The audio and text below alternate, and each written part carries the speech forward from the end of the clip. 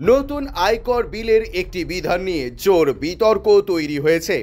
ওই বিধানে বলা হয়েছে আয়কর আধিকারিকরা চাইলে তদন্তের সময় email, trading account, social media profile এবং আরও অনেক কিছু খতিয়ে দেখতে পারেন।